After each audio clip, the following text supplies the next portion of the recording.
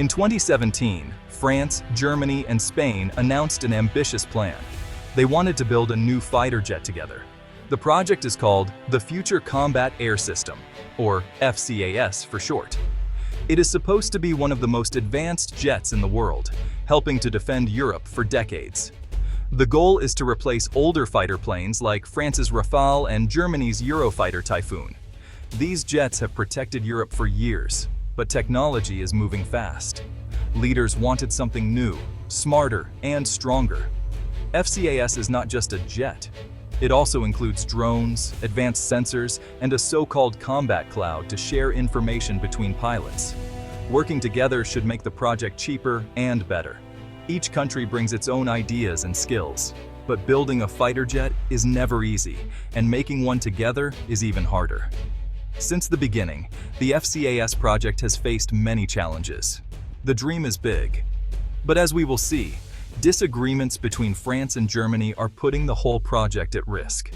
Some experts now wonder if FCAS will ever take off, or if it will crash before it even flies. Europe faces new dangers today. The world is less safe than it was just a few years ago. Russia's actions in Ukraine have shown that strong defenses are still important. Many European countries worry about their security and want to be less dependent on the United States for military power. FCAS is supposed to help.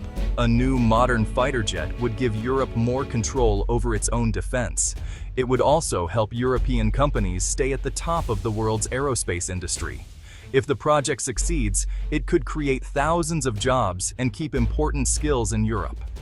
Leaders hoped that FCAS would bring European countries closer together. By sharing technology and costs, Europe could build something better than any country could alone. The plan was to show the world that Europe can stand on its own. But if FCAS fails, Europe might have to buy jets from the United States or other countries. That would cost more and weaken Europe's defense industry. So FCAS is not just about a jet, it is about Europe's future, both in defense and in business. This is why the project is so important. But big dreams often come with big challenges, especially when many countries are involved. France, Germany, and Spain are the key partners in FCAS. Each country has its own air force and its own way of thinking about defense. France has Dassault Aviation, a top jet maker. Germany brings Airbus, a leader in both planes and defense. Spain, though smaller, has important aerospace skills too. Cooperation sounds simple, but in reality, it is complicated. Each country wants its own companies to have a big role. They want the new jet to fit their own military needs. Sometimes, these needs are very different. The companies also have their own rivalries. Dassault and Airbus have argued about who will control which parts of the project. This has delayed work and made it hard to agree on a design. Some officials say the delays could push the jet's first flight far into the future. Still, the three countries know they need each other. No single European country can afford to build a new fighter jet alone. That is why they keep trying to find common ground, even as arguments grow louder. France sees FCAS as a way to protect its unique role in Europe and the world. Its air force needs a jet that can launch nuclear weapons. France is the only EU country with its own nuclear arsenal. For Paris, nuclear capability is not just important, it is essential. French leaders also want the jet to work from aircraft carriers. France has a large navy and uses its carriers to project power around the globe. This means the FCAS jet must be strong enough to land on short, moving runways at sea. It also needs special features to survive tough conditions on a ship. President Emmanuel Macron and French military leaders are clear. They will not accept a jet that cannot do these things. They want Dassault to lead the project, since it built the Rafale and knows what the French military needs. For France, compromise has clear limits. This strong stance has made negotiations with Germany difficult. France is not willing to give up on what it sees as vital features for its future security. So, Germany's needs are actually pretty different from France's. The German Air Force doesn't use aircraft carriers, and well, Germany doesn't have its own nuclear weapons. Instead, Germany is mostly focused on defending its own skies and supporting NATO missions. A lot of German leaders are now asking if the new jet even needs to be manned at all. I mean, with drones and remote-controlled planes getting better every year, Germany is seriously wondering if it should spend billions on traditional fighters. Some politicians, like Friedrich Merz, have even openly criticized the FCAS project, saying it just doesn't fit Germany's real needs. German industry also wants a fair share of the work.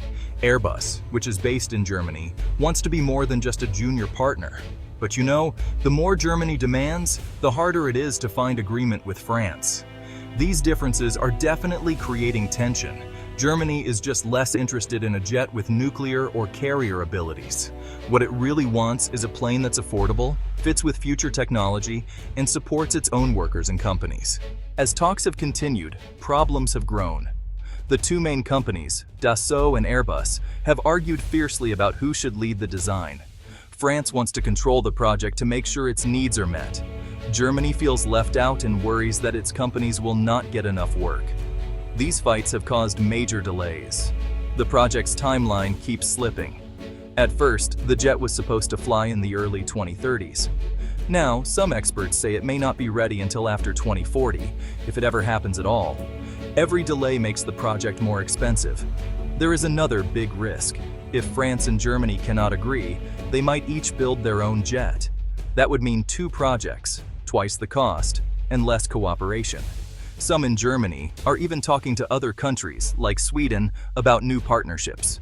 The longer these arguments last, the more the dream of a united European fighter jet slips away. Every country wants to get the best deal for itself, but that makes it hard to work together. If FCAS falls apart, there will be big consequences. First, the cost of two separate jets would be much higher. Each country would have to pay more for research, factories, and tests. That would drain defense budgets and leave less money for other needs.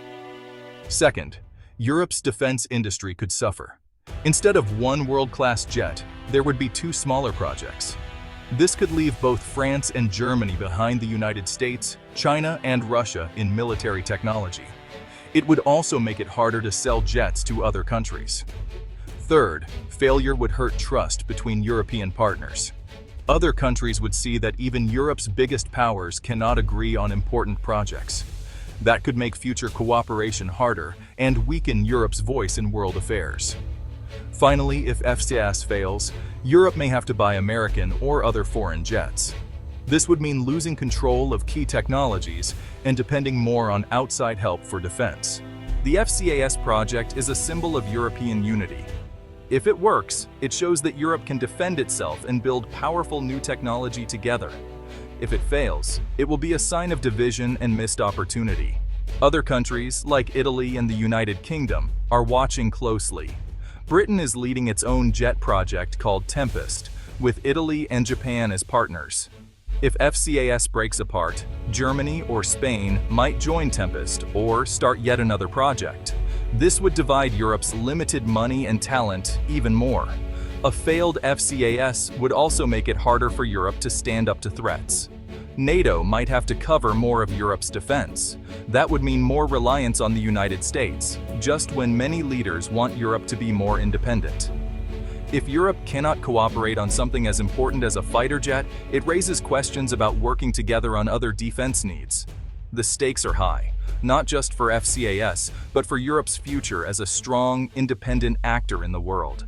The future of FCAS is uncertain. Talks continue, but the main disagreements have not been solved.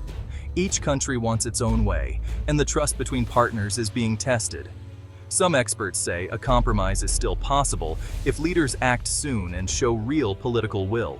If France and Germany can agree, FCAS could become a symbol of European strength. It would show that Europe can build world-class technology and defend itself together. If not, each country might go its own way. That would be a big setback for European defense and unity. Other countries may get involved, or new alliances could form. But building trust and cooperation is much harder once it has been lost. The FCAS story is about more than a jet. It is about whether Europe can work together on the biggest challenges it faces. One thing is certain. What happens next with FCAS will shape Europe's security for years to come. Leaders must decide if they want to build the future together or go it alone.